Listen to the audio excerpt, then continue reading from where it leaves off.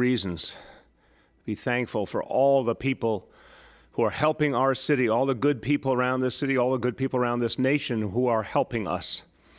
We are not alone in the least, and I got an incredible experience today. This morning in Queens, there's two parts really. The first part was visiting our EMS Station 50, meeting some of our extraordinary EMTs and paramedics. They have literally in the last few days gone through the biggest surge in 911 calls in the history of New York City. And I got to tell you, these brave individuals, they were so strong the way they were dealing with this crisis. They were confident. They believed that their training and their partnership, their camaraderie were going to serve them in this crisis no matter what. They let me know they were up for any challenge, and they were also very grateful that help was arriving. And that's the second part of what I experienced this morning at Fort Totten in Queens. It's a FEMA staging area now. And I met EMTs and paramedics, came from all over the nation to help us in our hour of need. Folks from states all over. You know, at one point I was talking to these EMTs and paramedics. I was thanking them on behalf of all 8.6 million New Yorkers. I was telling them what it meant to us, that they had driven from all over the country in their ambulances, and how powerful that was to us, and how that gave us such a good feeling in this city, and what it meant to our brave EMTs and paramedics that this help was coming. At one point, I said to them, please call out the states you're from. And I just had a shiver went up my spine. I felt this sense, this really profound sense of appreciation and faith as I heard this roll call of states. You know, Kentucky and Alabama and Indiana and Illinois and California and Michigan, one after another. People called out the names of their states with pride. And they were so proud to be here in New York City. And they knew that New York City had often been there for them. The FDNY has been out many times around the country helping other parts of this country during natural disasters. And that is appreciated, and people wanted to return the favor. So it's really something stirring about our nation at this moment, that people are rising to the call in such a powerful way. And that help, those hundreds of EMTs and paramedics and the 250 ambulances that are coming or are here already, and I got to watch so many of them roll out at Fort Totten.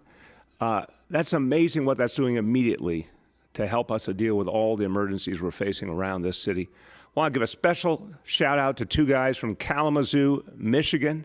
I had a good talk with them, Andrew and Jeff, and they literally got in their rig and they got in their ambulance in Kalamazoo and drove all the way to New York City, and they were just ready to go to help us out. And so a special thank you to our friends from Kalamazoo for being a part of this.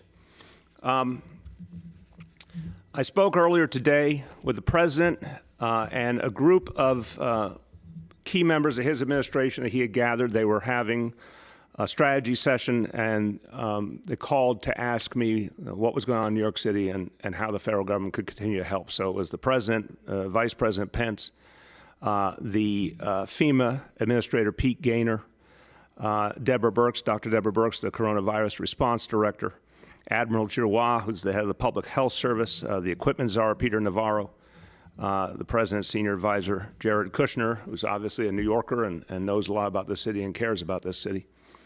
So we got into a very detailed conversation about where we stand.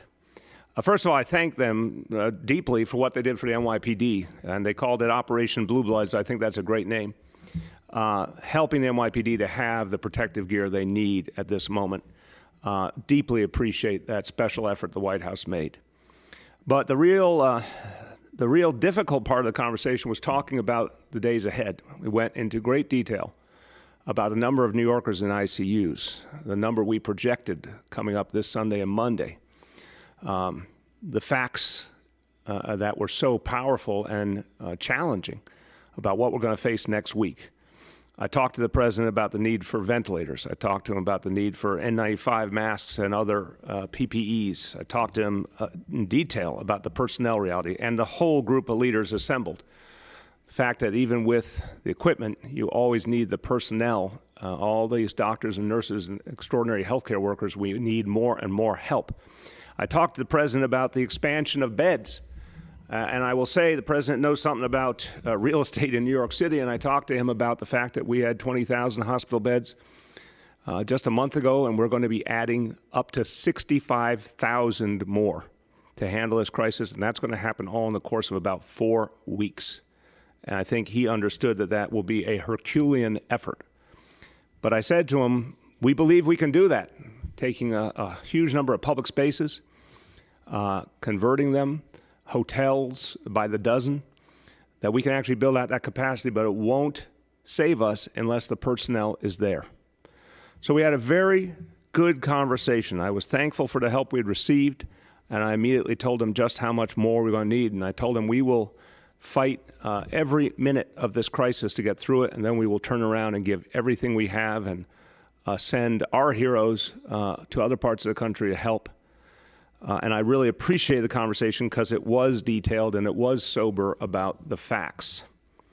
But I was also clear with them that I believe at this point we have to come to a recognition that anything short of a full mobilization of our military will not serve this nation sufficiently. Just going over the situation in New York City and pointing out, imagine for a moment, we had 20,000 hospital beds. We're talking about needing 3 times more of that just to get through the next 4 weeks or so.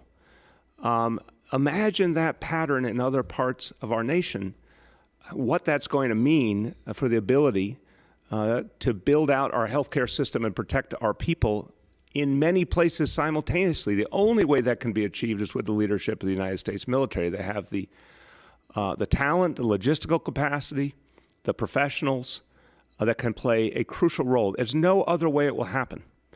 So I had a good and respectful conversation with the president, but I also had an urgent conversation with him. I told him I just think this is the only way we're all going to be able to get through this and save as many lives as possible, is to use the military much more deeply.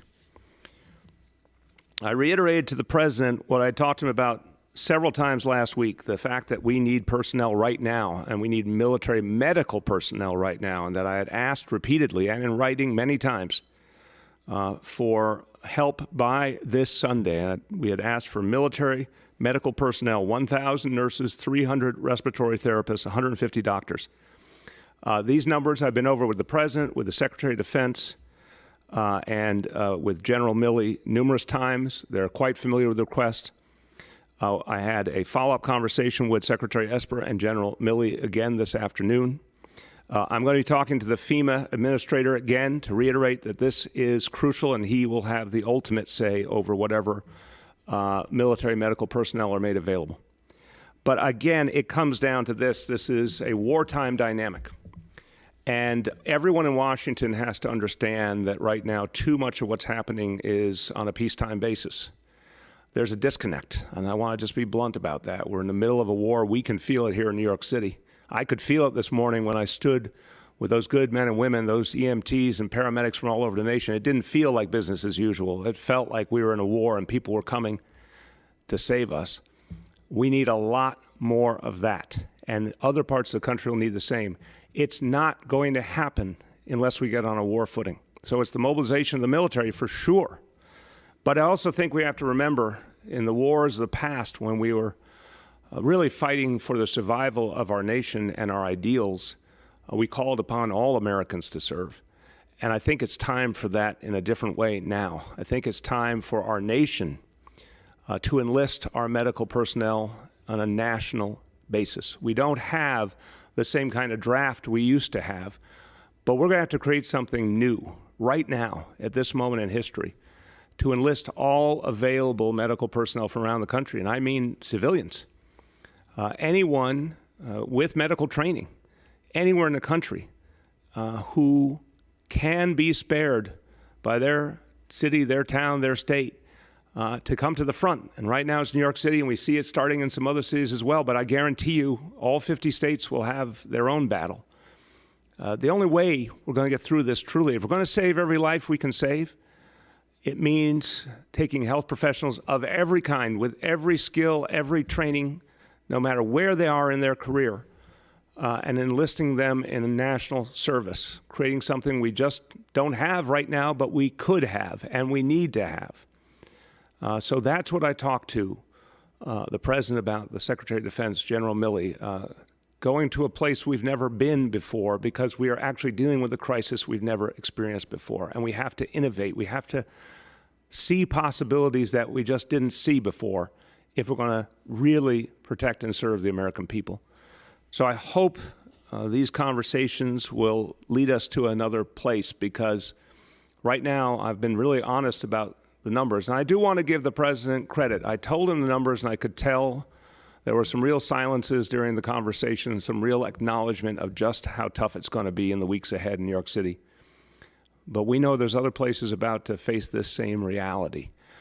If we're all starting to fully, deeply recognize the extent of the crisis, then let's act like one nation, fight this crisis together, enlisting everyone possible into this cause, whether they be the men and women of our military and our reserves, or whether it be civilians who could bring their extraordinary skills to bear where needed most. It's time for that in this country. I did talk to the President about the ventilator situation, as I mentioned, and the 400 ventilators that we found out late yesterday would be coming in time and be in place by Sunday morning. That was the number